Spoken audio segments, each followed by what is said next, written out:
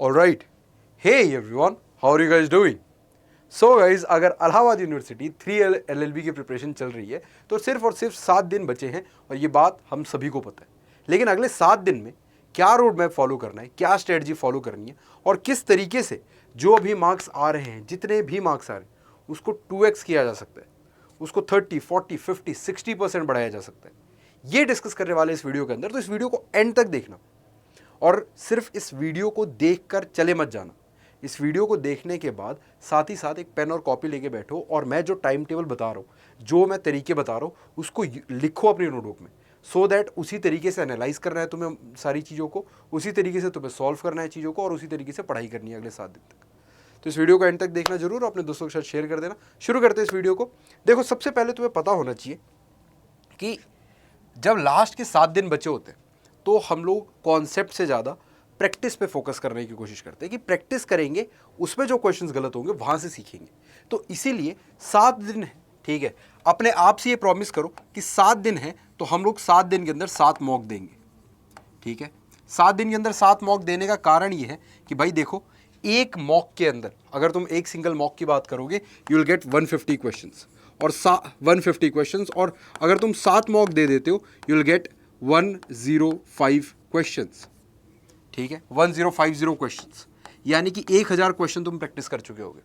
Obvious सी बात है, बहुत सारी चीज़ें ऐसी होंगी जो तुम्हें नहीं पता होंगी और ऑलमोस्ट तुम्हारा सारा सिलेबस कवर हो जाएगा जस्ट बिकॉज तुम 1050 क्वेश्चन को सॉल्व करना चाहते हो। तो ये 7 मॉक देने कैसे? डे 1 पे तुम जो भी मॉक दोगे, ठीक है, वो तुम्हारा टाइम सेट करने के लिए होना चाहिए। मतलब ऐसा नहीं होना चाहिए कि भैया सबसे टफ उठा लिया, सबसे इजी उठा लिया, ऐसा कुछ नहीं। तुम एक रैंडम मॉक उठाओ जो कि तुम्हें ये बता सके कि भाई तुम्हें टाइम का कितना फिक्स करने की जरूरत है। हो सकता है कोई बच्चा बहुत ज़्यादा टाइम ले रहा हो मॉक सॉल्व करने में, कोई बच्चा कम टाइम ले रहा है, तो हमें क्या फोकस करना है? हमें ये फोकस करना है कि हमारी टाइम सेटिंग कैसे होगी, हम कितने टाइम में कौन सा सेक्शन कंप्लीट करके आगे निकल चुके होंगे। ये वाली पार्ट फिक्स करने के लिए पहले दिन का मॉक डेडिकेटेड होगा तुम्हारा। साथ ही साथ तुम 150 क्वेश्चंस करोगे, ठीक है, उसमें कुछ गलतियां होंगी, कुछ सही होंगे। तो जो चीज़ें गलतियां होंगी या जो चीज़ें छूटेंगी उसको हम यहाँ पे पोस्ट मॉक एनालिसिस करने वाले। पोस्ट मॉक एनालिसिस में तुम क्या कर सकते हो? तुम सबसे पहले ये देखोगे कि जो तुम्हारे सही चीज़ें हैं क्या वो तुक्के से सही हुए या फिर सही से सही है।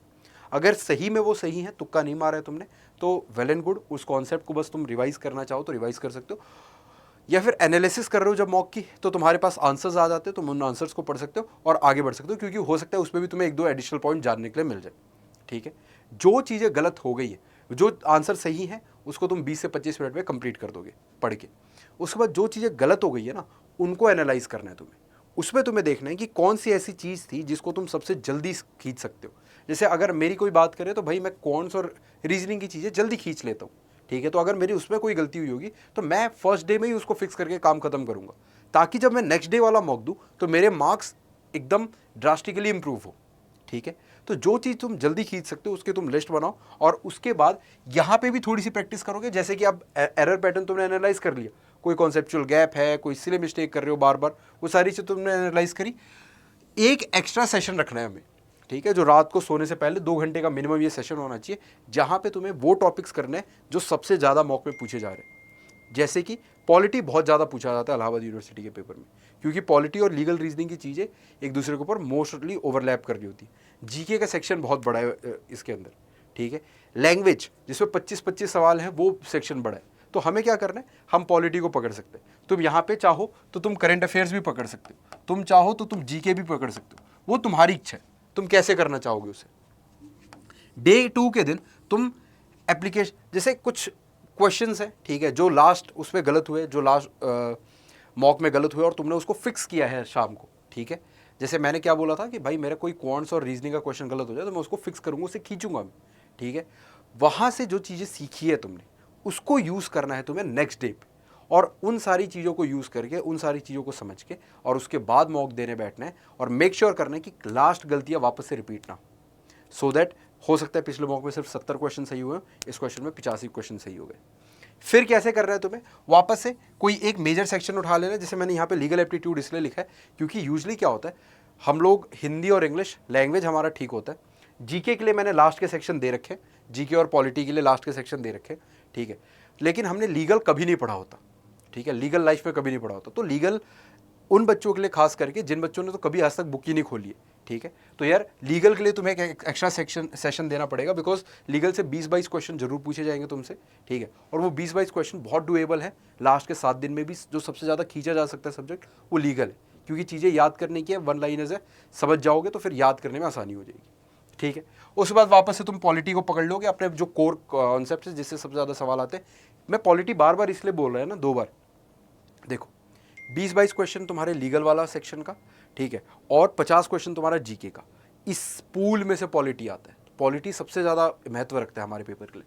उसके बाद आता है डे 3। डे 3 में तुम्हें क्या करना है, मैक्सिमाइज करना है अपनी। अब देखो, अब तुम्हें ना सब्जेक्ट्स को मैक्सिमाइज करना शुरू करना है कि भाई देखो मेरे पास 5 सब्जेक्ट है, 5 सब्जेक्ट ऐसे डब्बा बना हुआ है, ठीक है। मान लो तुम्हारे पास ऐसे डब्बे बने हुए 5 सब्जेक्ट के, ठीक है। अब मान लो ये जीके का है, लास्ट टाइम मेरे इतने % मार्क्स आए थे, अगली बार मैं ट्राई करूंगा इतने आए, फिर इतने आए और फिर फुल कर दूँ इसे। तो चीज़ों को मैक्सिमाइज करना है, आगे बढ़ना है, स्टक नहीं रहना उसी जगह पे। तो डे 3 में तुम्हें क्या करना है, तुम्हें मैक्सिमाइज करना है चीज़ों को। वापस से मैक्सिम्स वगैरह, लैंग्वेज वगैरह देख सकते हो। अब लैंग्वेज मतलब कोई बच्चा इंग्लिश का है, उसको इंग्लिश ऑलरेडी आती है, तो हिंदी का लैंग्वेज देखेगा, सो दैट वो हिंदी से भी नंबर खींच ले। और कोई बच्चा ऑलरेडी हिंदी का है तो वो इंग्लिश का लैंग्वेज देखेगा, इस तरीके से, ठीक है। फिर जीके की स्प्रिंट सेशन।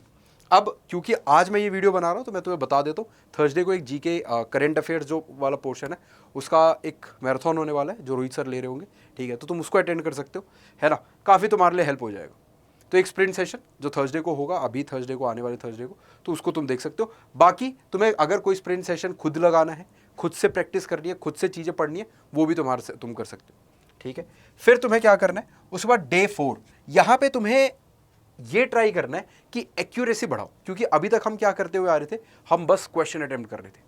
टाइम पे हम ये चाह रहे थे कि भाई हमारे 3 घंटे 2 घंटे या जितना भी, मतलब मान लो मैं अगर जीके का पोर्शन उठाऊँ तो हो सकता है जीके का पोर्शन में सिर्फ आधे घंटे में कर दूँ, और रीजनिंग और क्वांट्स के लिए मैं आधा घंटा पूरा लूँ, ठीक है, जबकि उसके कम क्वेश्चन आते हैं। तो जैसे भी तुमने टाइम डिस्ट्रीब्यूट कर रखा है, हम सिर्फ वो डिस्ट्रीब्यूशन सीख रहे हैं अभी तक। लेकिन अब हमें एक्यूरेसी इंप्रूव करनी है, क्योंकि हमें क्या करना है, हमें मैक्सिमम मार्क्स लेकर आने।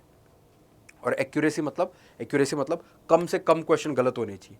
अगर मैं अटेम्प्ट कर रहा हूँ क्वेश्चन तो ज़्यादातर चांस होने चाहिए कि वो सही है। एक्यूरेसी रेट इंप्रूव करना है। मॉक 4 में तुम ये कर रहे होगे, यहाँ पे तुम रीजनिंग की प्रैक्टिस करोगे। तो रीजनिंग बेसिकली तुम 4th डे कर रहे होगे, ठीक है, क्योंकि रीजनिंग हमें ऑलरेडी काफ़ी चीज़ें आती हैं और रीजनिंग तुम सीख भी सकते हो, ऐसा कोई वो नहीं है, ठीक है।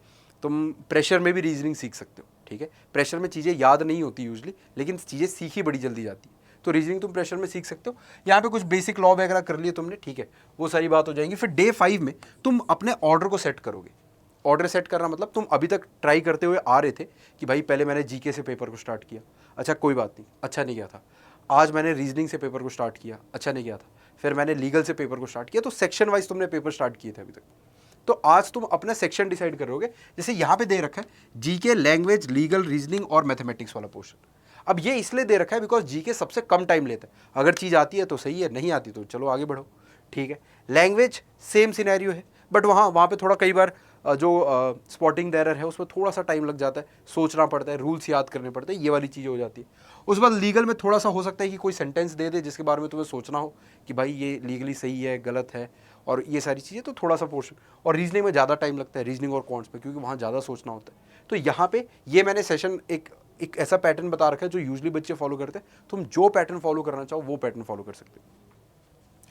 यहाँ पे तुम अपने एरर लॉग को रिवाइज करोगे। जितने भी 5 दिन में तुमने गलतियाँ करी हैं, जितनी भी तुमने मिस्टेक्स करे हैं, जो भी तुम्हारे क्वेश्चंस गलत थे, क्योंकि रिवीजन बहुत इंपॉर्टेंट है, तो यहाँ पे तुम रिवीजन उठा के करोगे, ठीक है। और अपना पार्लियामेंट वगैरह ये सारी पॉलिटी का रिवीजन चलता रहेगा, जीके का रिवीजन चलता रहेगा। यहाँ पॉलिटी और जीके ही है लास्ट के 2 घंटे हर दिन, क्योंकि वहीं से सब ज़्यादा नंबर खींचे जा सकते हैं, ठीक है। रीजनिंग एक दिन किया 3 घंटे के आसपास, 3 घंटे के आसपास तुमने जो भी तुम्हारा एरर लॉग था उसको रिवाइज किया, तो वो हो जाती हैं चीज़ें, ठीक है। उसके बाद तुम मॉक डे 6 पे आओगे, ठीक है। यहाँ पे बेसिकली यार तुम जिस तरीके से एग्जाम में पेपर देने वाले हो वही चीज़ छठे दिन करने वाले हो तुम यहाँ पे, ठीक है। तो जो छठे दिन मार्क्स आएंगे वही तुम मतलब 100% एफर्ट्स डाल के, वही सिचुएशन, वही टाइमिंग, पानी की एक बॉटल लेके आराम से बैठे हो, बिना उठे मॉक दे रहे हो, वैसा रिहर्सल करना है। और उसके बाद अपनी फाइनल स्ट्रेटजी को एक नोटबुक पे लिखो, तरीके लिखो कि किस तरीके से तुम करने वाले हो, ठीक है। कुछ रिवीजन करना है, वो हल्का फुल्का रिवीजन कर लिया तुमने। और उसके बाद स्टैटिक जीके को अपना रिवाइज कर लिया, पॉलिश कर लिया, जैसे नोट्स बना रखे होंगे, करंट अफेयर्स के नोट्स बना रखे हो, उसको पढ़ लिया। डे 7 पे तुम चाहो ये तुम्हारा मोमेंटम बनाने के लिए बस, ठीक है। तुम चाहो तो तुम एक मॉक दे सकते हो जो कि आसान मॉक हो, ठीक है। मन ना करे मॉक देने का, कोई बात नहीं, ठीक है। साथ ही साथ सॉफ्ट रिवीजन कर सकते हो, सॉफ्ट रिव्यू कर सकते हो। मेंटल रीसेट भाई कुछ नहीं करना, अपना आराम आराम करो, कुछ दिक्कत नहीं, कोई परेशानी नहीं, ठीक है। तो इन टोटल तुम्हें 6 मॉक तो मिनिमम देने। लेकिन कोई बच्चा अगर स्मार्ट होगा तो वो क्या करेगा, कभी कभी वो 2-2 मॉक लगा लेगा। जैसे वो सेकेंड डे क्या करेगा, सेकेंड डे एक मॉर्निंग में मॉक लगा लेगा और एक इवनिंग में लगा लेगा। इससे क्या होगा ना कि तुम ज़्यादा मॉक लगाओगे तो तुम्हें ज़्यादा पता लगेगा, ज़्यादा क्वेश्चन प्रैक्टिस कर पाओगे, ठीक है। तो तुम ज़्यादा मॉक भी लगा सकते हो, जो बच्चा स्मार्ट होगा वो 1-2 मॉक एक्स्ट्रा लगा के जाएगा बाकी बच्चों से, सिंपल है। अब मॉक्स कहाँ से लेना है, लास्ट मोमेंट पे, ठीक है। तुम इधर उधर घूमोगे, देखोगे मॉक फ्री कोई सोर्स मिल जाए, ठीक है भाई। अगर अच्छी यूनिवर्सिटी से पढ़ना है, कम फीस दे के पढ़ना है, तो थोड़ा सा तुम खर्चा कर सकते हो, ठीक है। और ऑल कोर्सेज पे जाओ, यहाँ पे यूजीएन पीजी एंट्रेंस एग्जाम पे जाओ, यहीं पे लॉ एंट्रेंस एग्जाम आएगा और यहाँ पे आएगा एयू एलएलबी, ठीक है। हालांकि हमने बैचेस भी लॉन्च कर रखे हैं। जिस बच्चे ने लीगल बिल्कुल भी नहीं पढ़ी है, जिस बच्चे ने क्वांट्स और रीजनिंग बिल्कुल भी नहीं पढ़ा है, वो बच्चा बैचेस के अंदर देख सकता है, ठीक है। 2000 का बैच है। वरना तुम इस पर कोड लगा के ना, ये 37% ऑफ दिखा रहे, 40% ऑफ ले सकते हो। 1900 का पड़ जाएगा ये बैच अगर तुम कोड लगाते हो अतुल 40 तो, ठीक है।